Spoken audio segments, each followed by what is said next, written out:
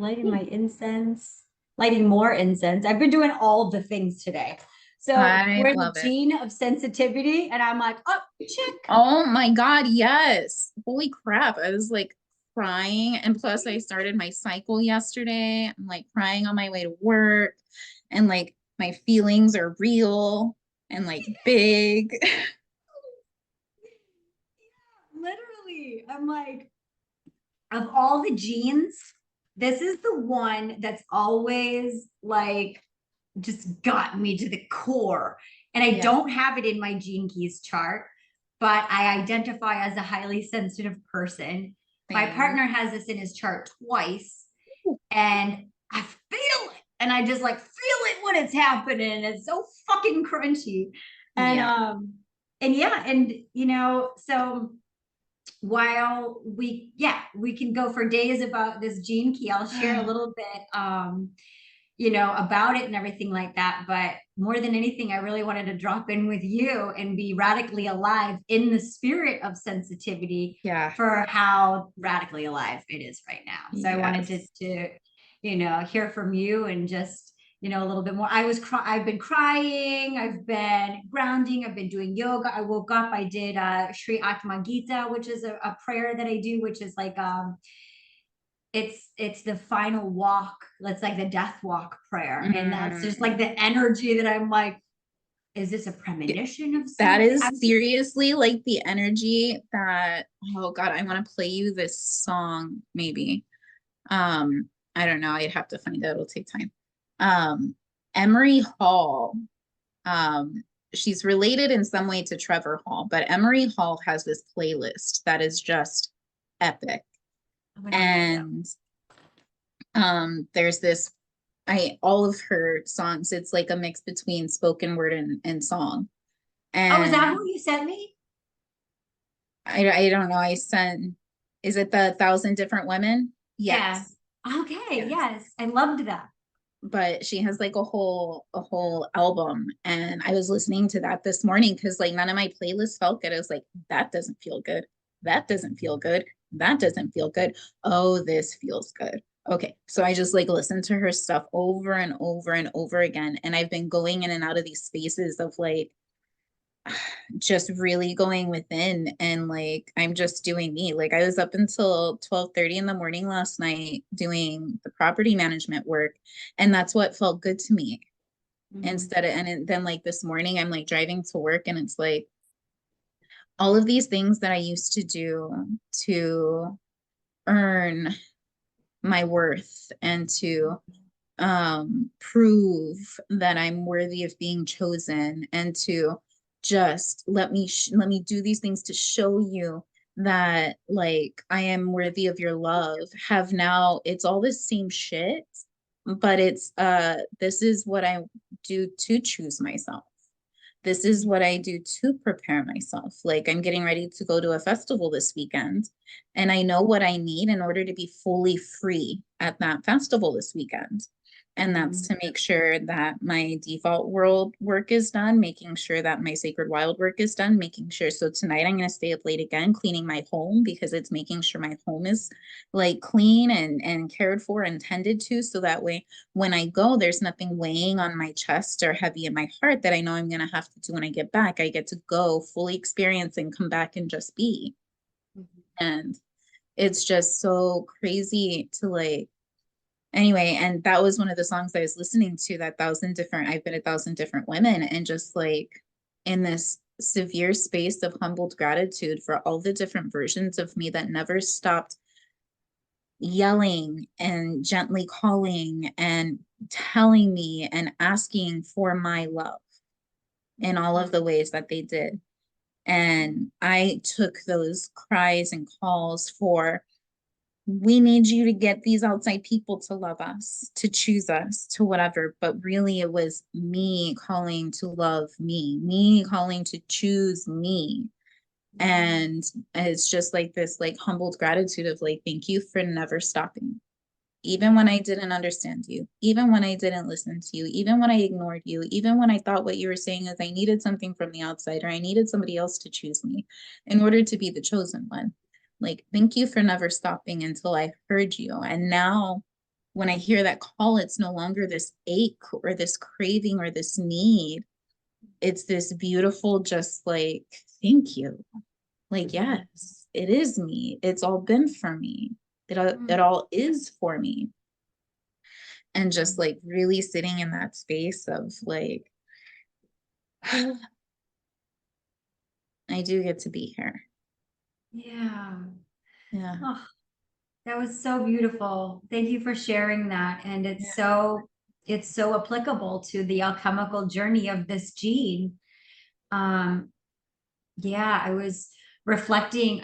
There's so many ways that this gene could come up in storytelling form, but I would say the one that I've been playing around with today, just reflecting on, was my awakening journey, where, I navigated the world in such confusion and doubt and fear.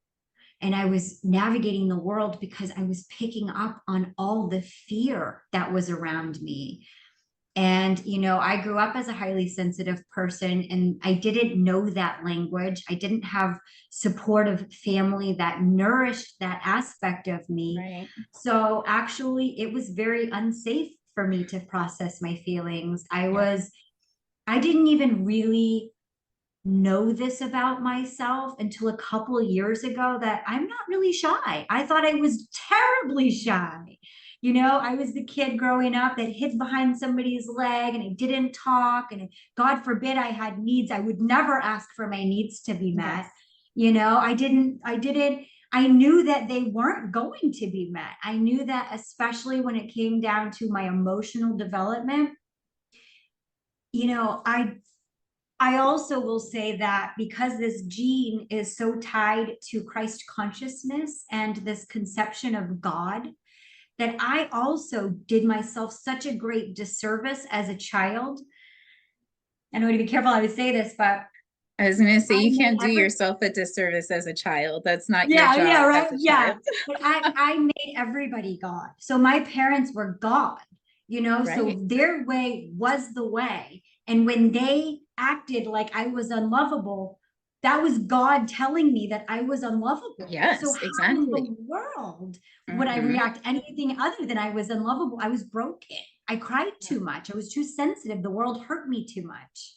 Yeah. So because I was in a dynamic of people that couldn't process or support or see beyond their own unprocessed traumas, I was a threat to them and they treated me as such. Yeah. And, it was such an awakening process for me when I decided to say for the day, what if everybody else is crazy? What if just for today, I'm not crazy? What if just for today, I Yeah. am pure love? I am pure light. I know what I'm talking about. This way that I perceive reality is my way. And the whole universe shifted and the whole Yeah. universe communicated, and this programming partner, the Gene Key 33, is the archetype of the medicine woman. And the Mm. medicine woman, and what this codependency is we attune ourselves to the environments to know what the environment needs of us. But then we have to go through our own process of separation, which is where this codependence separates, where we actually say, what if I'm not broken and I change the Yeah. environment, instead of thinking that the environment is, that I'm the broken one? So, like they say in the flower, so I changed the environment. So for Hmm. me, I started playing with this concept in middle school, and I got a she shed, and I moved into the backyard. And all I knew was that the energy that I could cultivate in the backyard was nothing like the house. The Yeah. house was funky, there was broken dishes and walls and people screaming, but the backyard, this little space that I had a boom box, I had my cassette tapes, I had my Yeah. coloring books. I was like living my best life, because finally I was outside of all the energy, and now I could start processing it through my own authentic way, which is through my creativity. Yeah. So now, I've still gone through a million myriad of places where I've been in environments that have not been supportive to me. And I'm still learning just like you beautifully said, how to come into that sweet alchemical sacred union between my lover and my enchantress, between my inner divine masculine, my inner divine feminine, to say, how do I need to resource and support myself so that I can be safe in this experience? And if it's not safe, how do I remove myself and sacrifice the experience if it's not the one that's for the highest alignment? Right. And so this codependence leads us to this interdependence as the shaman.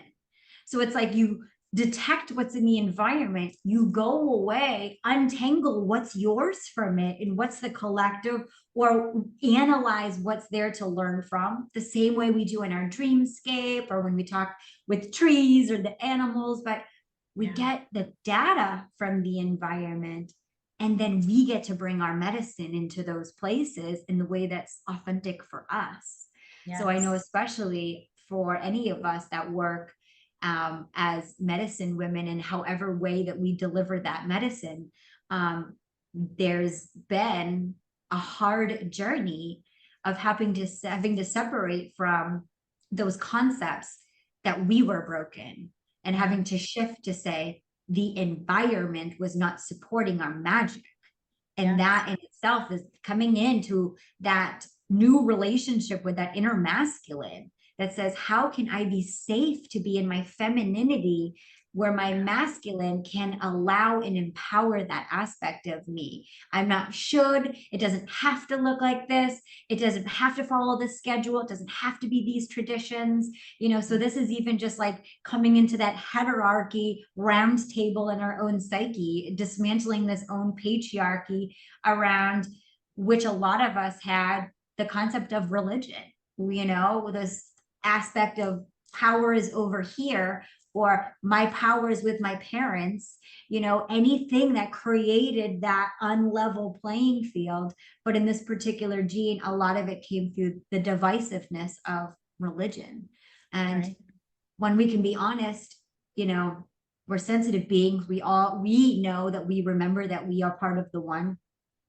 113 days of genocide on our planet right now, with over 36,000 losses.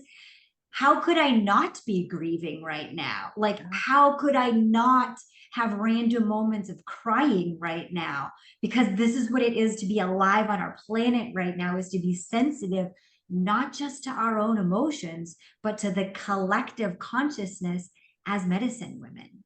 Yeah. It's that the phrase that kept coming to my mind is something that Paul had sent me, a meme that was created by one of his friends.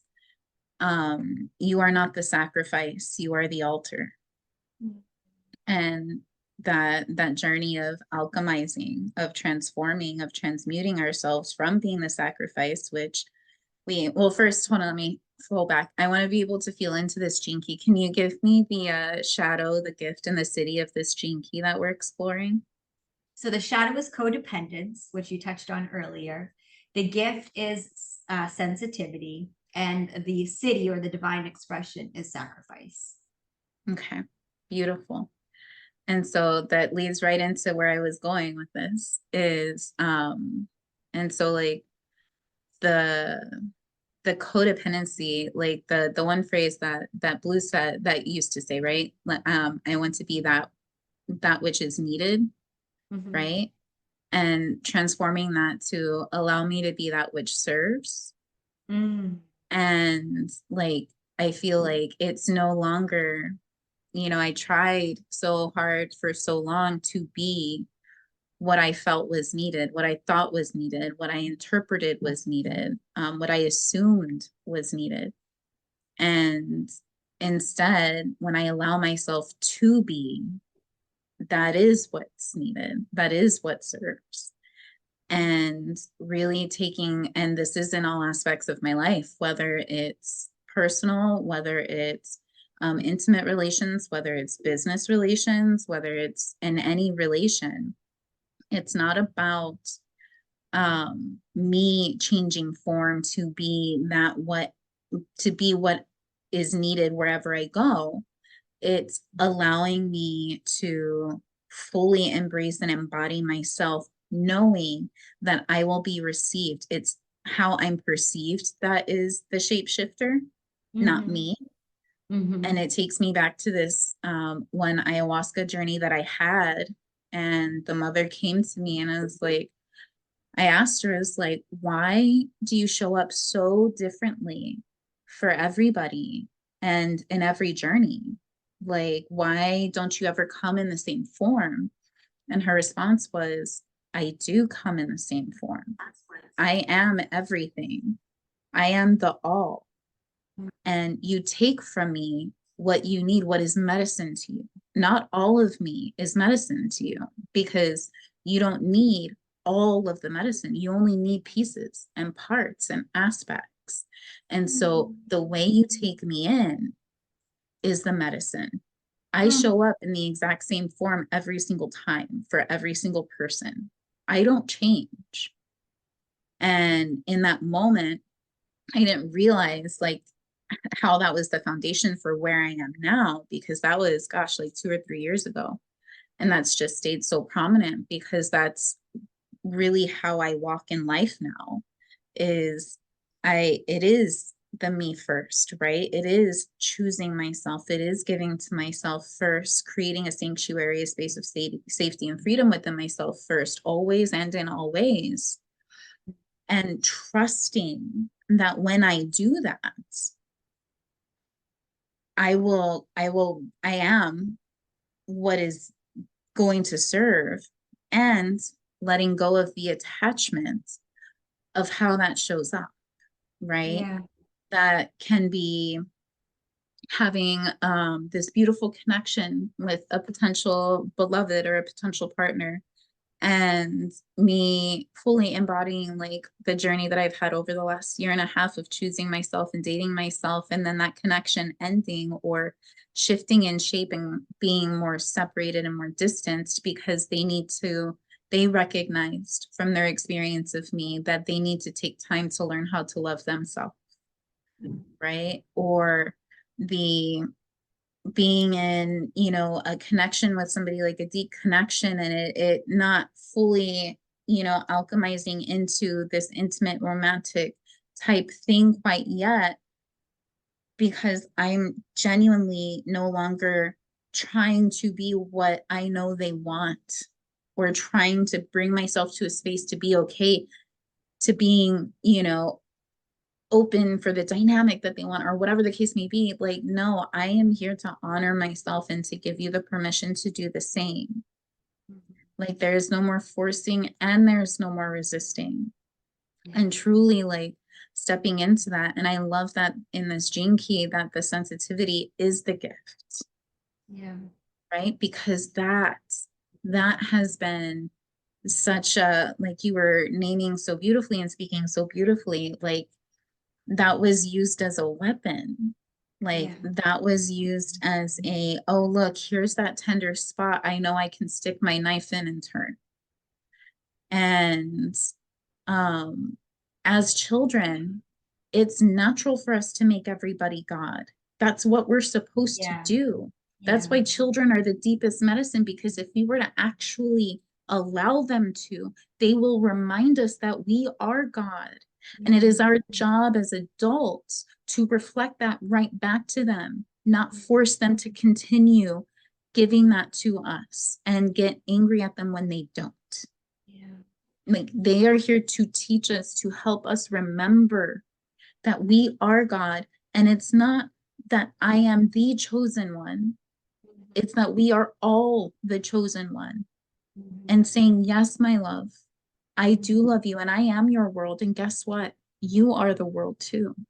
And that, like, that's that piece. We get to teach them reflection, not let me take it and take it and take it in. And then when you're empty as a child gets, then I'm going to get angry at you for being empty and not giving to me anymore.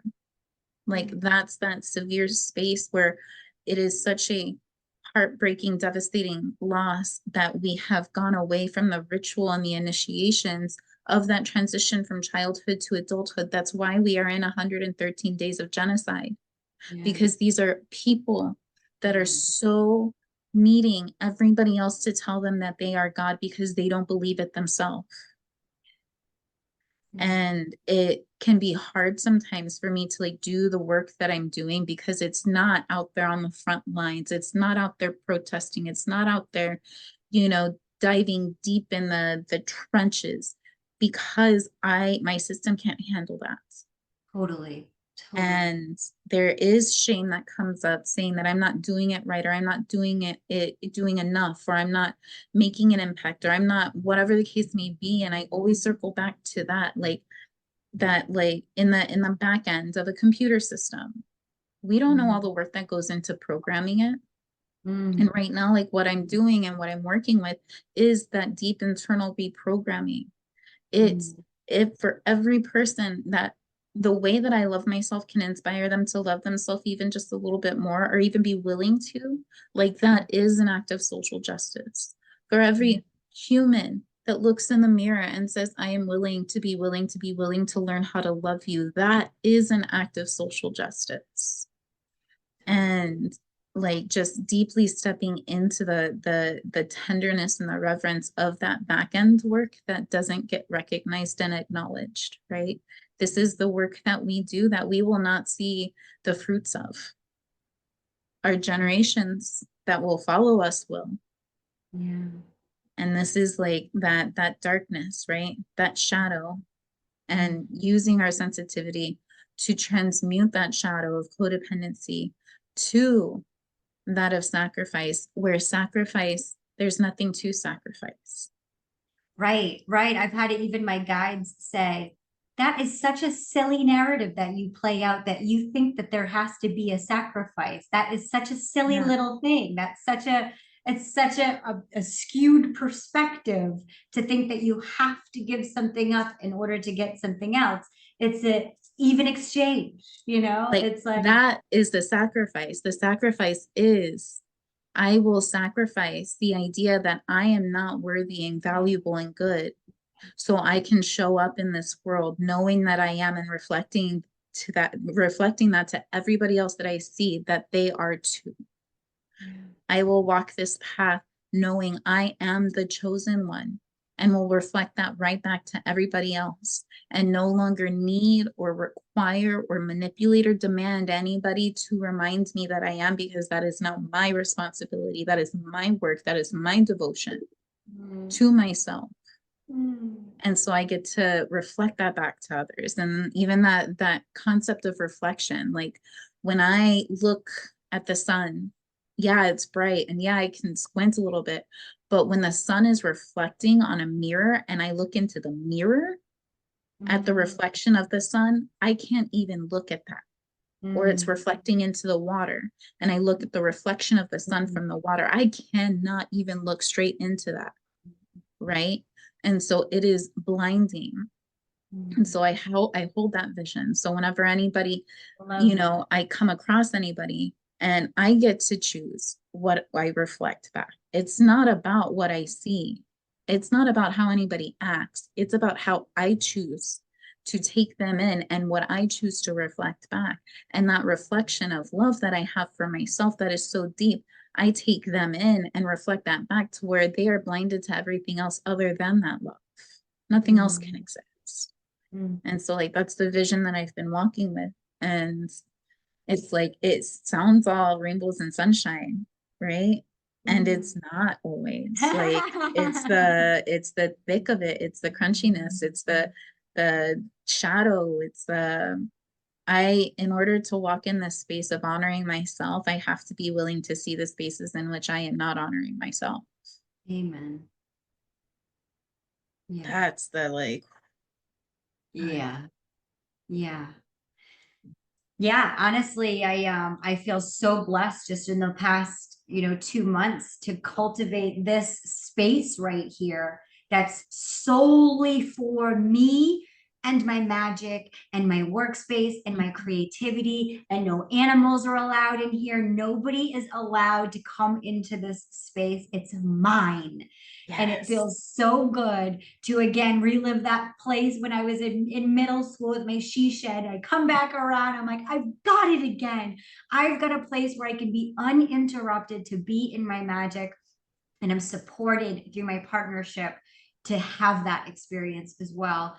And, there's a lot of sadness in this journey. There's a lot of sadness in the awakening to recognize with conscious eyes how I was mistreated, and I love what you said about like, we don't always know how this plays out, but goodness, I will tell you, I've been getting really beautiful insights to see that 7 generations back, seven Yeah. generations forward, like happening. Like Yeah. I literally had my goddaughter, my niece, who just turned 19 this past week, um, reintroduce herself. She's like, Mm. y'all, you don't, she sent out a really inspiring, if I can be real, a message on a group chat between to her dad and to my mom, in which she was saying, I don't like the way you are treating me. I don't like the way that you are not caring for my feelings. I've told you time and time again, this, that, and the other. And she was sharing from her beautiful boundaried place that she's no longer willing to accept behavior where she is not treated like the beautiful Mm. individual that she is. And I was listening to this version of her speak that I had never met before. I Yeah. had no idea that she had this in her. And I was like, I got off the phone like weeping for my inner child. Yeah. Because as she was sharing her reflections on how she was raised by her dad, my brother, I was hearing myself Yeah. through how I was raised through my mom. And as she's also having these expressions, she's literally 19 years old and has just removed her father and her grandmother from her life. And I Yeah. couldn't be more proud of her. And in the same beat, so her and I had a FaceTime where she was just sharing with me, this is my boundary. I've told people time and time again, I'm not here to process all of your trauma. Go to therapy. I'm a child. Let me be your Yeah. kid. I don't need to Yes. hear about your dating Preach. life. I don't need to hear about your problems with work. I'm your kid. Ask me how my day at school was, you Yeah. know? And so Yes. she was just like, I've been telling, she's like, I've been in therapy for 4 years learning how to come up to have this conversation to say, this is how I am to be respected as an individual. Yeah. I was so moved. I was so proud. And I got off the phone and I was so heartbroken and I was so sad. And I Yeah. was so sad that that was her experience. And I was so sad that that was my experience. And I had to be really honest at how much I had not processed that that was my experience because I needed somebody else to tell me because Yeah. I still thought she was the god. We were taught to call her queen. So my whole life I've called her a queen and we were supposed to treat her like a queen and all of these things and I knew the level of dysfunction and how my body felt around this, but my other brothers were doing this and my Mm. father accepted this. And so we allowed this Yeah. behavior to be conducted in this way. And so for me, like hearing my niece, I was like, this is incredible. And I can learn a thing or two from Yeah. this, and like, how can I come back to these values myself? Because Yes. I'm still seeing where I'm still trying to put myself into a box to Oh, have yeah. a relationship with toxic people. And now I Yeah. have to learn from my 19-year-old niece, I don't have to do that. I don't have to put myself into a box to talk to those people if Mm. they're not worth if they're not going to show up to treat me like a human, they're really not worth my time. And if they're my family, that's hard, but this is the season that we're in, you Yeah. know? And I didn't even have to express this. I didn't even have to say anything. Energy knows no time or Yes. space.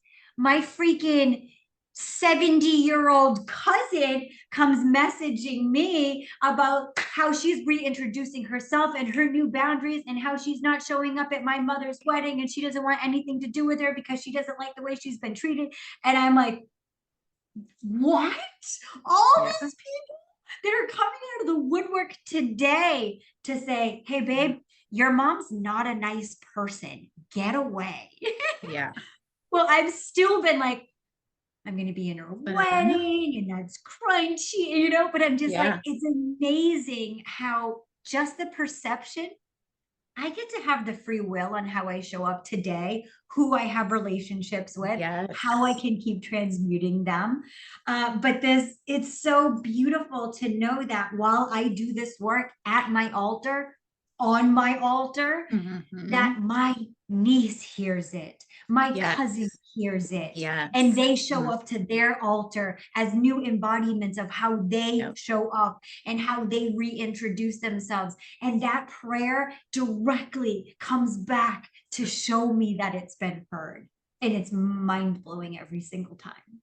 And that is the power of reflection when we show up for ourselves. Like, I took that year and a half for myself, dated myself, learned how to be with myself, gave myself the privilege of experiencing what it is to be loved by me.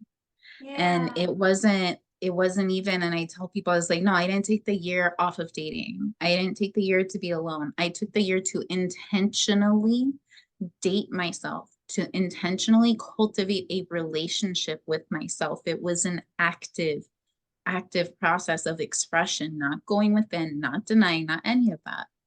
And then I was like, okay, let's start the dating. I have all that I need and let's do this. And then, holy shit, Mhm. whoa, I still fall into the old behaviors. I fall into the old belief patterns. I fall into the old thought patterns. I fall into all of it.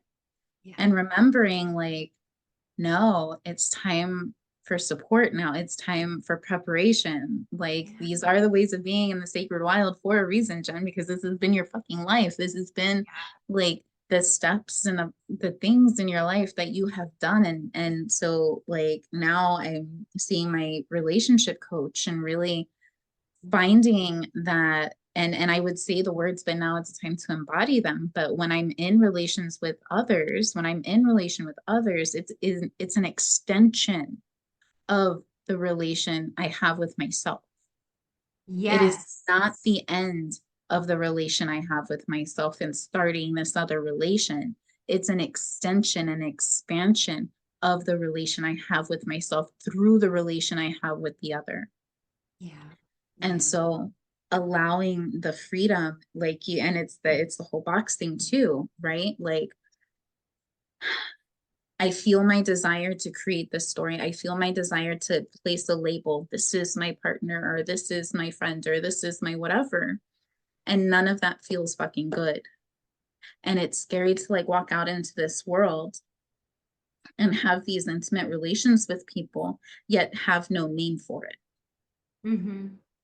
And then recognizing what is the name for. The name is for nothing other than to, well, I want everybody to know how important this is. I want Mm-hmm. everybody to know how profound this is. I want everybody to see it. I want everybody to, like, I want to tell everybody about this experience that I'm having with this person, so that way they can, and then whatever story follows, right?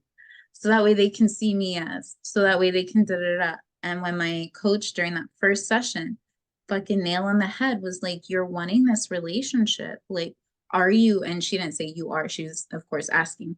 But she also knew me from my last relationship. She helped me walk out of that abusive relationship. Mm-hmm. And she's like, babe, why do you want this relationship? This deep, committed, and that's great. I'm not saying there's anything wrong with that. And I know you.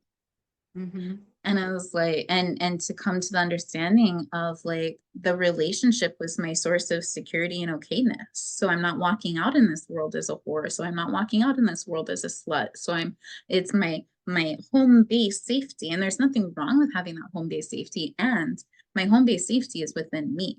Like, I get to define how I move through this, right? Mm-hmm. I get to define my sexual safety boundaries. I get to choose. I'm going to a festival this weekend, and I get to choose. A week ago, it was like, okay, I'm okay with, I'm okay exploring.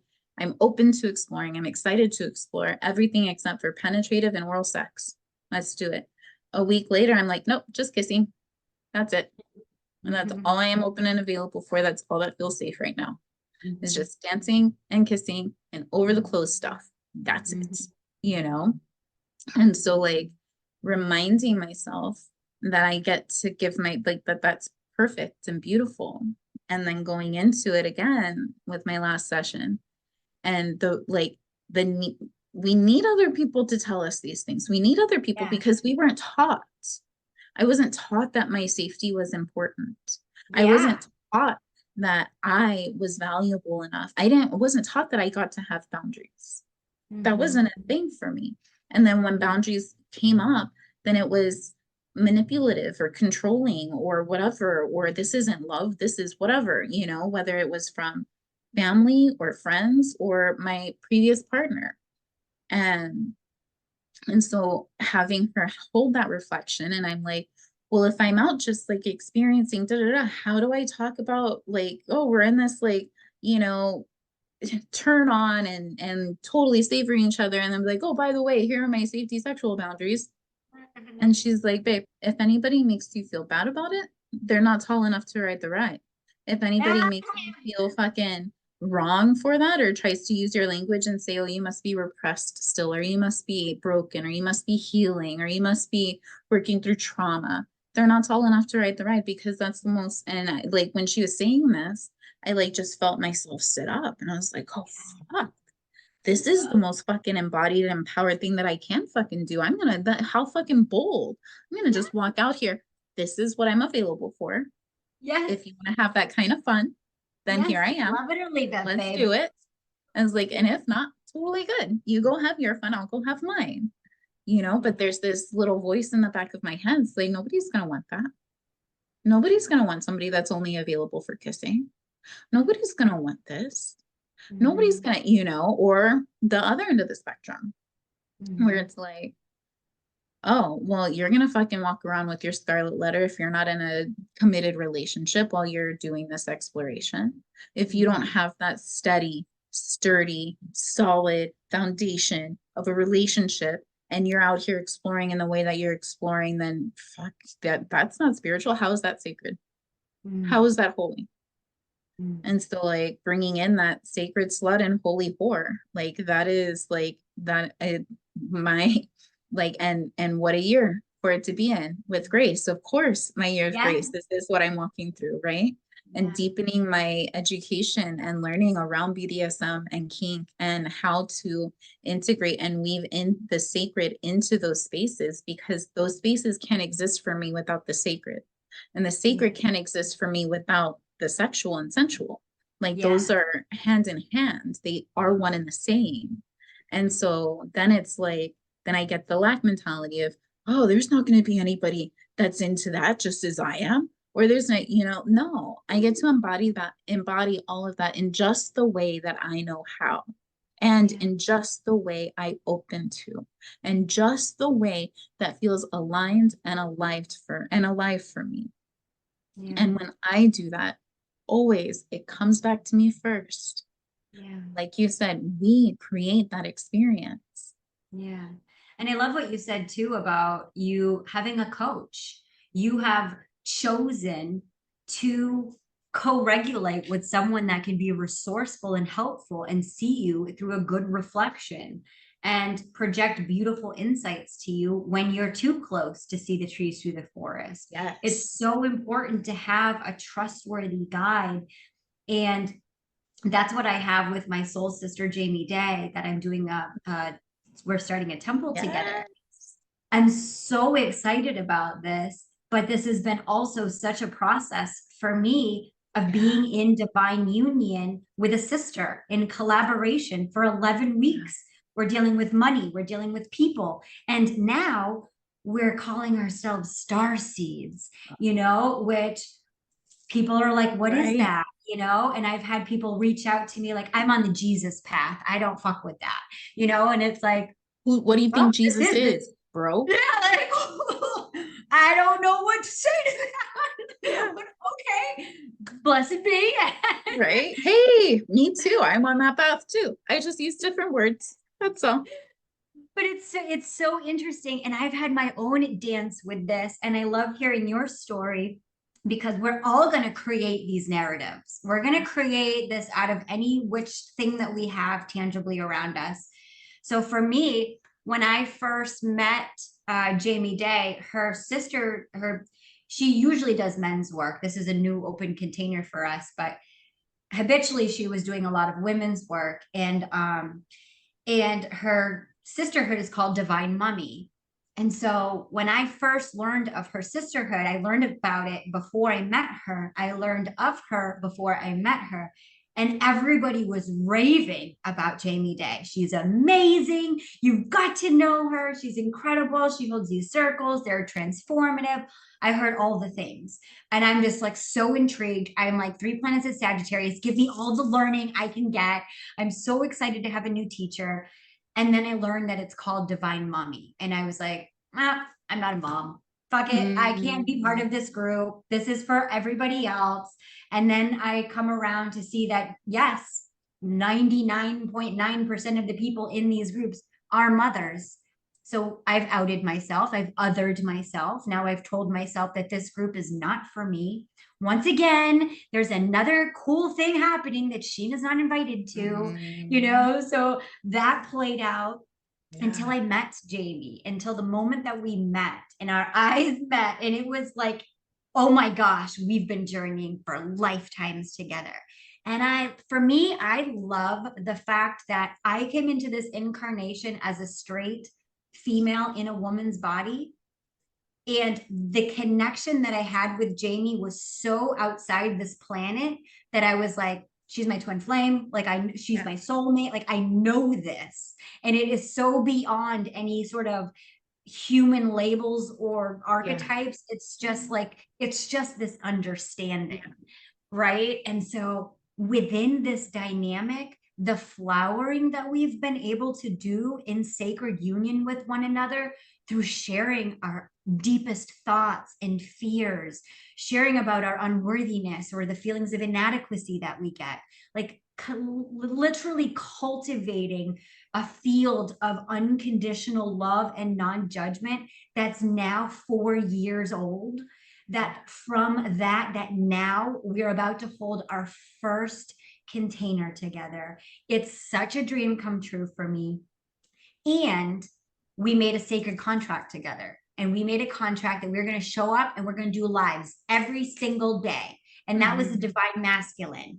It's like, all right, we're going to call in the structure. We got a theme, we got a time, we got a platform, we're doing this. And then once we get there, we just chime, we just flow, we go into our magic, we just are us. But we've got this little template and it's our sacred contract. And through that alchemical marriage of making that sacred contract through sisterhood with me, it's put me on so many journeys. And just seeing like the level of excitement that I have and the accountability that I get to show up for my sister every day. When I show up for myself, I show up for her. And when she shows up for herself, she shows up for me. And we're now 9 days strong on this. And every day we're like, let's go, let's do this. And we're building this momentum in this field of unconditional love and non-judgment. It's growing. And now more people come to our lives and more people ask about the container and more people want to be involved in this. And guess what? This is my first time sharing like everybody from the rooftop in this container.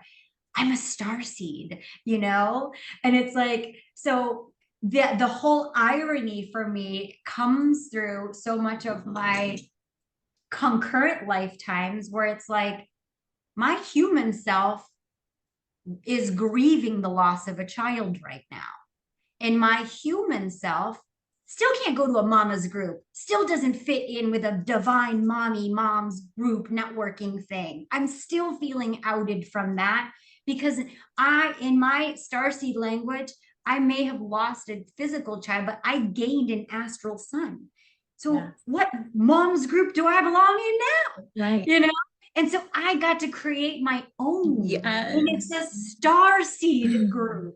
And I get to connect with all of these interdimensional beings in this whole new way that once again puts me on this witch hunter place, this outed place, she's doing weird shit again. Now she's talking about aliens. Like, what is she doing now? But honestly, I'm celebrating it even when it's scary as fuck because I'm doing it with somebody. I'm doing it with my sister and she believes in me and I believe in her. And even if everybody else is like, I don't know what the fuck a star seed is, we know what it is. And we are birthing from that place. And with this sacred contract, I'm showing up better than I would have shown up if it was just myself, because I get something to prove to myself and I get someone to show up for.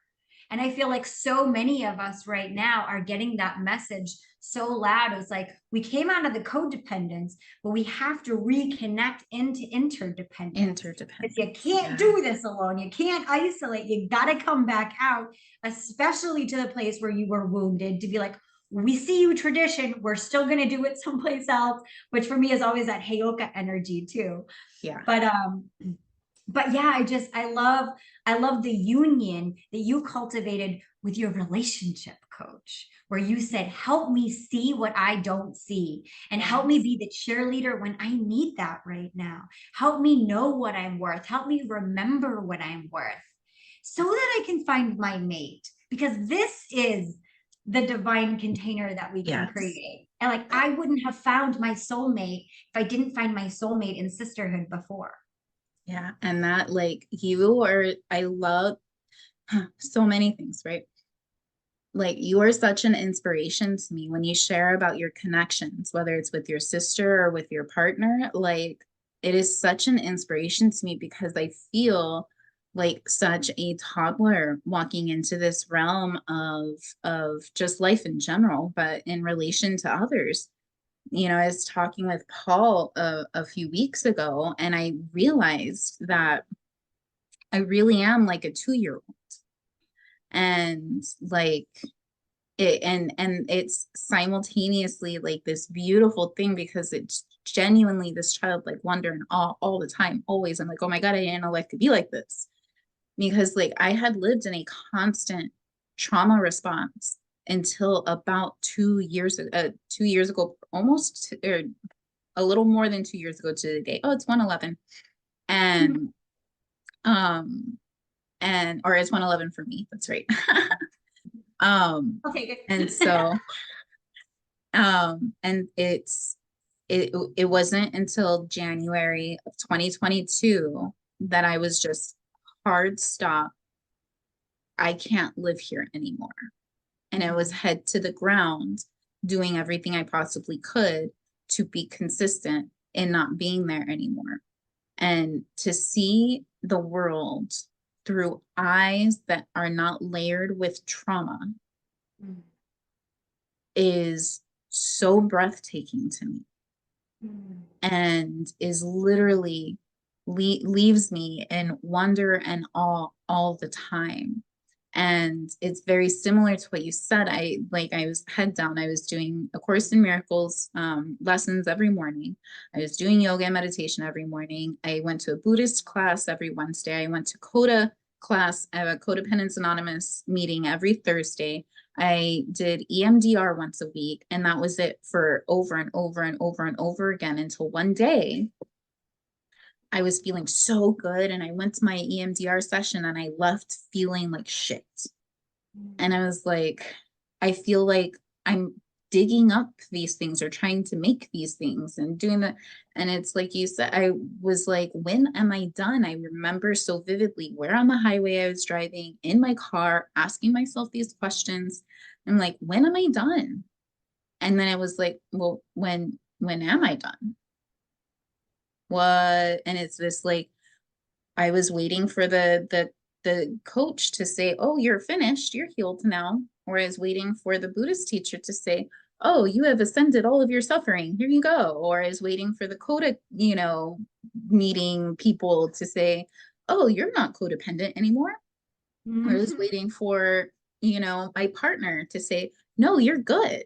Yeah. And I was like, is it literally as simple as saying, I'm healed, I'm done?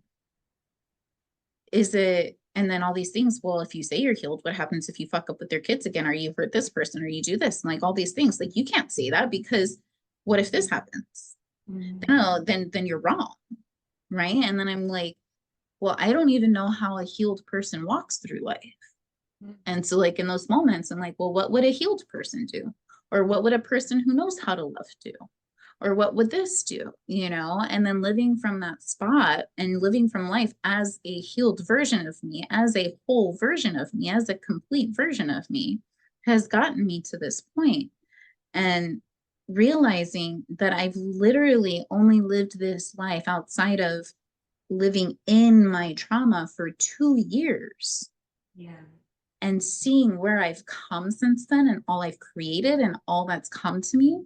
And again, just literally just in this constant state of awe and like, oh my gosh. And then to feel the contrast when something isn't aligned with that, and not being able to put words to it sometimes, and also witnessing how like my awe and my like, oh my gosh, like this just complete breathtaking presence and awareness and soaking in the gloriousness of this life is like it attracts people, right?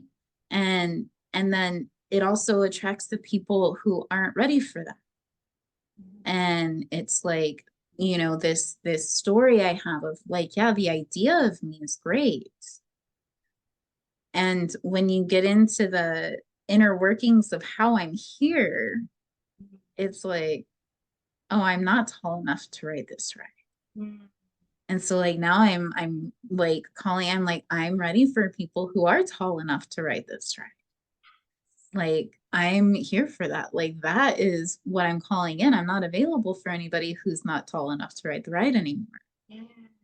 Yes. And like standing so firm in that. And sometimes it's hard because there are people that I want to like fully just like, yes.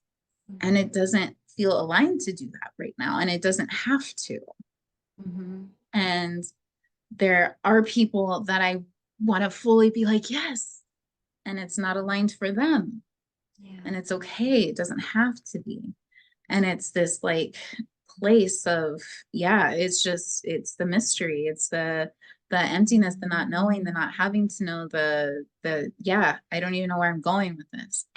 But like witnessing you in your connections and your relations and hearing how you share about it and hearing your experiences with it is such an inspiration to me of like, Jen, you know what you're doing.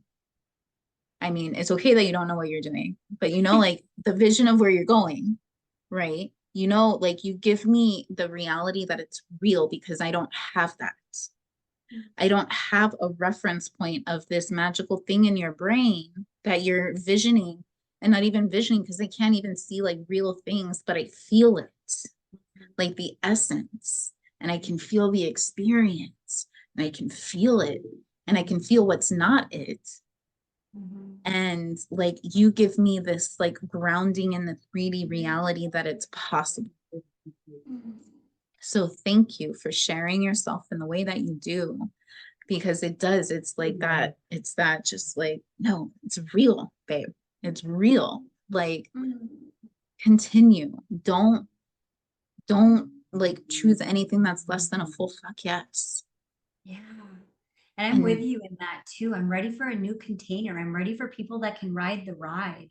You know, this medicine woman, just because I can feel, just because I can heal, doesn't mean it's my service to feel and heal everything for everybody. yes. And that Yeah. has been a huge thing for me is, you know, just especially in the medicine space. I got to call to the, I want to call specifically to the medicine space because if we look at this, you know, and this information is not old, right? You know, when he published it, it didn't come out that long ago. But when he talks about the gene key of 19, he talks about religion a lot and the power of religion. And, you know, I just want to call attention to something that's just so true on my heart right now, which is the medicine space. You know, in we have this unbelievable amount of privilege right now, and we get to dabble with plant medicine. You know, it used to be the sacrament of people in Central America to work with ayahuasca, or it would be the sacrament of people in Mexico to work with peyote. Wherever they were, they had a sacrament to it, and it was treated as such. And now we have so many businesses operating using plant medicine where it could be, you know, literally these ceremonies are everywhere that I've seen. Like in the morning you do combo, and then you do bufo, and then at night you do Oh my God. mushrooms. And I'm like, what the fuck are you doing? That's like, Oh, like, why? Just yeah. because you have access to all this medicine doesn't mean that people need to just sit there and take it all. So I have very strong and harsh reactions to what I experience and see people doing in medicine spaces that for a really long time, I don't want to say really long time because I'm still fairly new to it. 2020 was like my intro into it. Same. Coming back around in conscious creation. Yeah, ayahuasca and everything. Yeah. And yeah, so I got to experience the enlightenment that ayahuasca can bring. I got to experience the enlightenment that psilocybin can bring. I've gotten to experience the enlightenment that peyote can bring. I've gotten to Yeah. experience the commune with my higher power through plant medicine.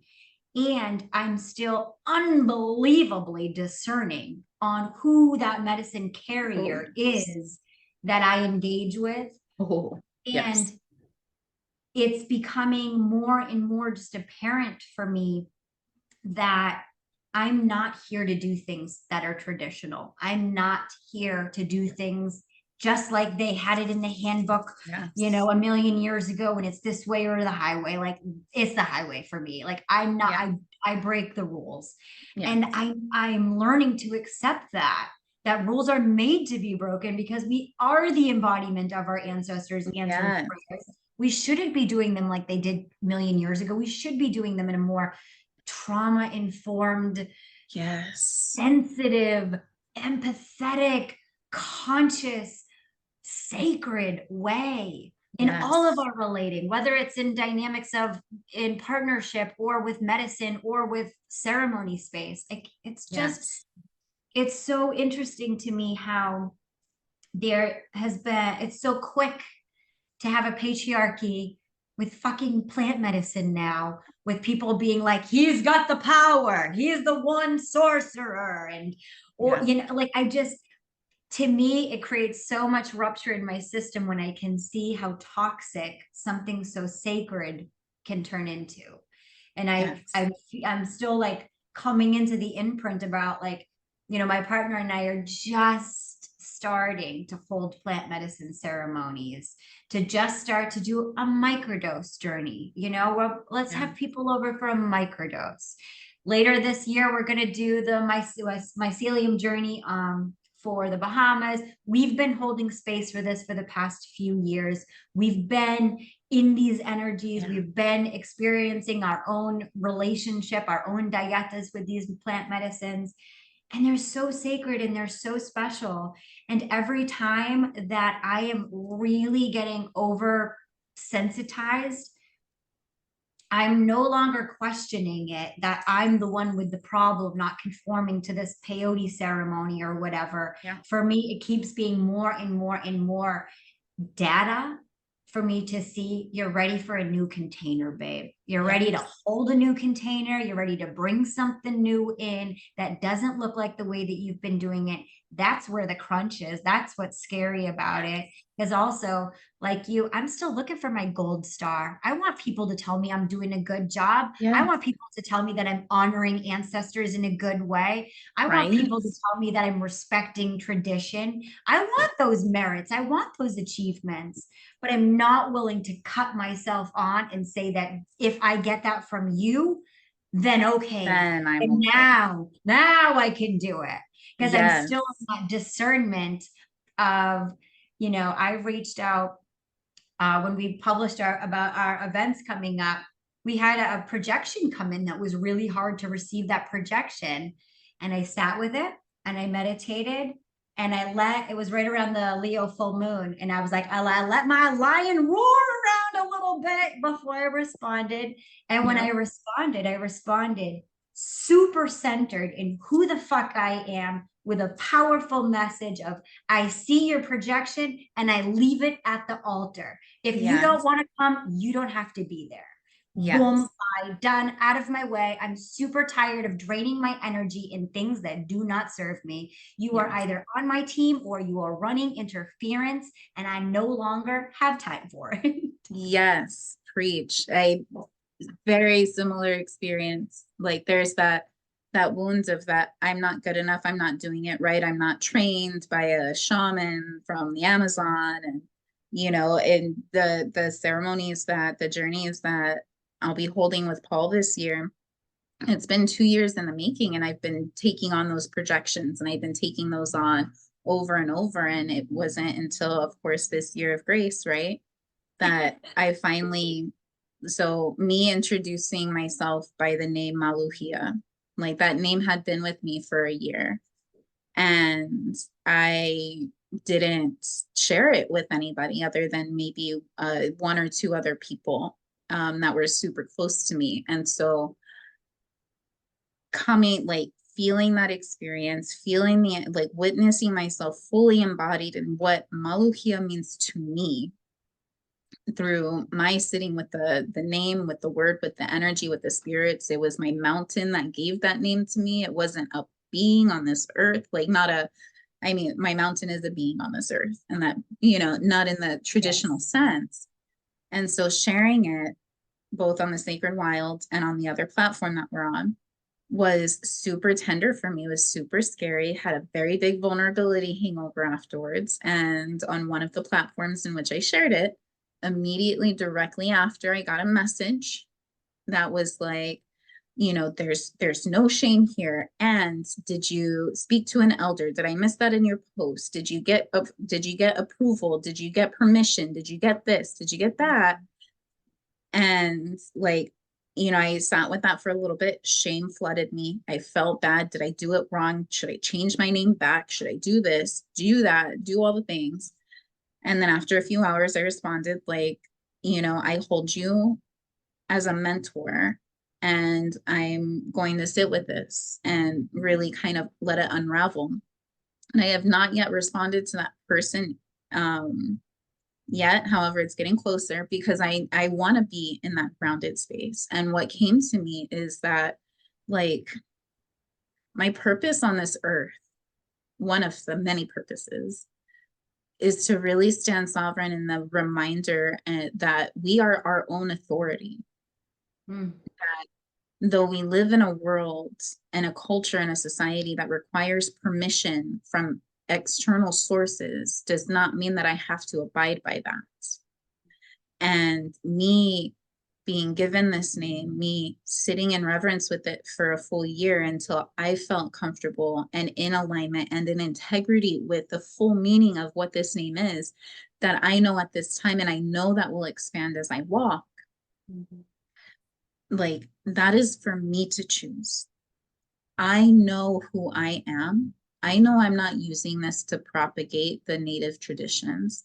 I know I'm not using this to um to whatever words. There's so many words, but like I'm not using this out of disrespect. I'm not using this to monetize anything. I'm not using this to shame anybody. I'm not using this loosely in any way. Mhm. And I know who I be, and I know how I be in this world. And that is for me to decide, not an elder that has never met me. That is for me to choose, not somebody who lives by traditions that I'm not a part of. Yeah. And exactly what you said, like, I am not here to do things the way they have always done, because the way things have always been done have gotten us to 113 days of genocide. Amen. We are not here to do things the way they have been done before No, to lead us here. like shame only amplifies shame. Hate only amplifies hate. Violence only amplifies violence. And to truly sit at a round table means to say, I am inspired by you, and I don't understand how you're doing what you're doing. Can you share with me what your process is? Mhm. Instead of, did you get permission from this person? Did you follow the process that I see as right? A Mhm. true roundtable is bringing all of the gifts that we have. Mhm. And to that person who is standing for the re-indigenization, for all of that, so much respect for them, so much honor for them, because that is needed on this earth. It is not in alignment with me and who I am and what I am doing right now. And so instead of saying, I'm wrong, you're wrong, let's come together at a round table Yeah. and bring our paths together to where we can both simultaneously give ourselves our own authority, so much so to where we realize there is no authority to be had over anybody or anyone, including ourselves. Yeah. And standing for the honoring and the respecting of the deep roots. And the deep roots do not come from those elders. The deep roots come from the plants, from the mountains, from the trees, from the waters. Those are my elders. Those Yes. are my ancient ones. Those are the ones. The fact that my mountain gave me that name, and then an hour later, the song Maluhia came up on my playlist that I had never heard before in my life. That is my permission. That Yeah. is my blessing. Mm. And so, like, yes, I'm right there with you. And still, there's that, yeah, but you're white presenting.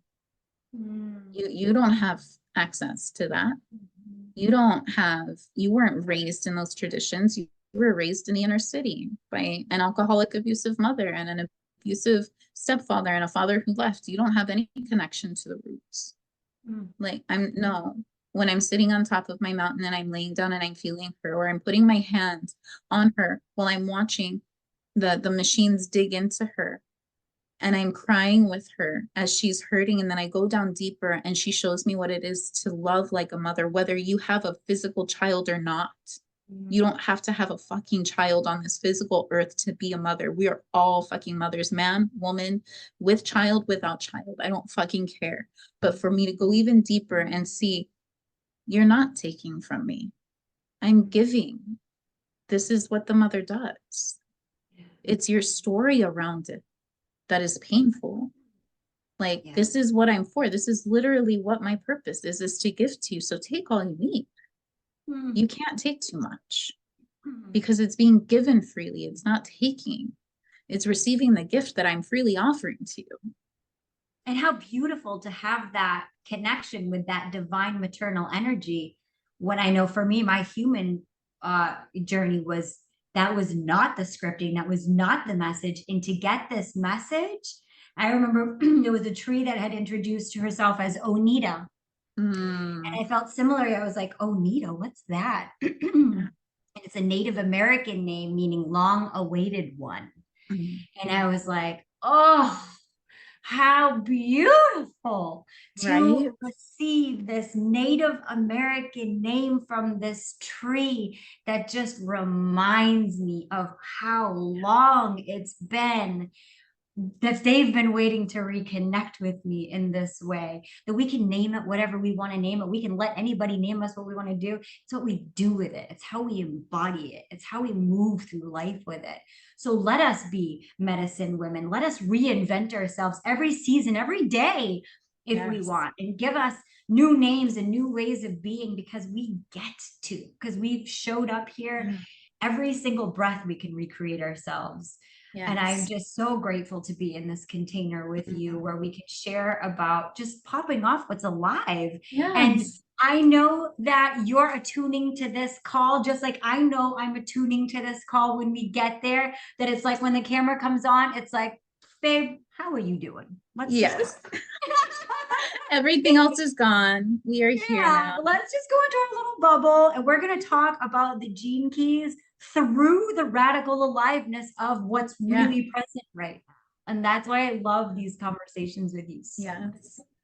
And it's so beautiful too, the contrast, because I'm having this conversation with you in the office, and this office Mm, holds a lot of stagnant energy, holds a lot of like that energy that we're talking about. And so like to yeah, be able to create this space in here, right, to yeah, know and experience that it is me that brings this to this space. I'm not dependent on the space. I'm not dependent on the person. I'm not dependent on anything else. Like, we get to bring this connection, transcending time, transcending space, as we post this, and anybody else who gets to join gets to add to it and add to yeah. that conversation.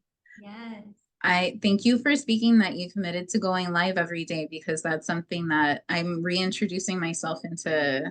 Speaking of reintroducing, I'm reintroducing myself into social media. And so, like, completely, I deleted all my accounts except for Facebook, and that's just because I'm going to transcribe all of those writings. But I created all new accounts, and I'm coming at this in a whole new way. And so, I love that, just because even walking in that is this alchemy, because I find Yeah. myself, oh, what am I going to say? I have to say it this way. I have to do it this way. I have to da da da, right? I have to Yeah. be deliverable to people. I have to be short and succinct. I have to do this. I have to whatever, right? And witnessing all of that come up as I begin to create content before I release it. And then just to like, I'm going to do live every day. I'm just going to go And, on it. Just fucking be. just coming from one high sensitive to another, I got to be real with it that like it's a process because once we open ourselves up to those energies, Yeah. I got to sage, I got to incense, I got to wipe all Mm-hmm. that off before and after because there's After, so yeah. much wayward energy. Like this can sometimes, like sometimes I can't even have this in the same room as me Yeah. because it's like it's so Yes. much. And when we Yes. go live, every time that I go live, I pick up things from other people that I have to go back and process and get them Yeah. out. Because if not, then I'm going to go through the rest of my day with it. Yeah. And it's just because I went live for 10 minutes. So I Yeah. say that with so much love and also just don't forget to sage. Yeah. Well, and that's the whole thing. Like taking these last 5 or 6 months off, like that's what I came to is like, no, I get to approach this as a ceremony. Like Yes. that's what was missing. It's not this like, oh, let me do this or let me. No, I'm going to intentionally carve out time and space. Like after the Sunday service, then my next 2 hours, because the space is already set and saged and cleared. That's my time Mm. to create content that I will share throughout the week. Oh, And yeah. then when I go live, that'll be part of my morning practice Mhm. because that is such an intentional space, right? And I get to bring the ceremony to it. That's a whole intention. That's my whole intention with coming to going away and coming back, right? Yeah. Is stepping into this in just the way that fits for me, not anybody else, but me. Yeah. Yeah.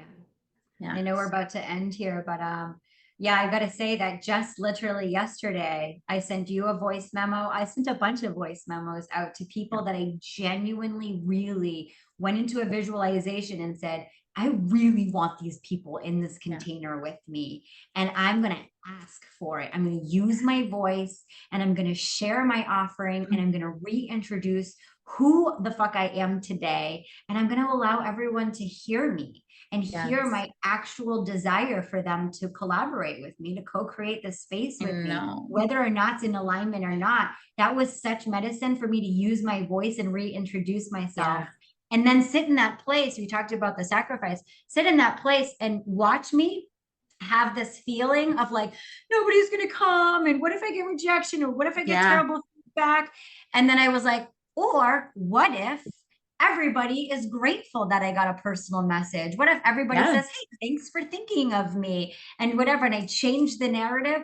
I can't believe how much I've been showered with love in the past Yes. 24 hours since doing that. And I didn't know how much medicine I needed to receive Yeah. to, that was my gold star that I gave to myself by having people say whether or not they could participate. It was really good to hear your voice. It was really good to see Yeah. what you're up to right now. And I support you and I celebrate you. Whether or not I'm coming, it was really good to connect in this way. And I'm Yeah. like, that It felt was, really I felt so loved. Like I needed that. It was like in the middle of my like long night of work, and I was just like, I fucking love her. And like I feel that part of my soul is like, just do it, just do it. And then I good. feel that other part of my soul that's like, babe, it's gonna be a strain. It's gonna be a fucking strain. Your plate is already over fucking flowing right now. And it's like one of those things where it's just like I felt so loved and so connected and so just fucking seen and valued by you. And I know that we're going to co-create together. We already are, right? We We already already are. are. Yeah. And I know that's going to expand, and I'm so fucking excited to see where that goes and our journey together. Mm, All yeah. right, babe. I love you. Enjoy Love the rest of your day. Namaste, you. sister. Namaste, baby. Mwah. I miss you on Sundays. I'm doing the artist way, which is why I haven't been there. Yeah. So I'm No, I missing. love like, and that's another one, the artist way is like, yes, yes. So I'm like, I'm always excited to like hear your experience so I can just vicariously live that through you. And I think, and don't quote me on this yet, because I'm still playing, like creativity is open right now in this Yeah. container. And I know that I want to hold this as a Okay. space. I don't know when it's going to be. I don't know if you'd like it in the sacred wild, but I would love to Fuck offer it yeah. there.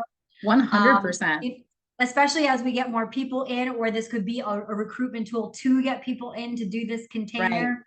And so But that's part of that going to social media. Like I know going to social media is going to amplify the fuck out of the sacred wild. And yes, come the spring equinox, when we open the sacred wild path officially with our Sunday services and the 9 ways of being, like there's going to be a charge of $22.11 for anybody who joins after. And so like I'm preparing for that also, because that like this whole sacred business conscious way of doing business is this new way. But yes, I'm yeah open vessel for you, babe. Create whatever the fuck you want here. Yes, I will be there for the artist way 100%. all right, we're losing the connection here. My phone's getting cutting off now, but Yeah, I love you. love I you. will talk to you next week. Yeah. Namaste.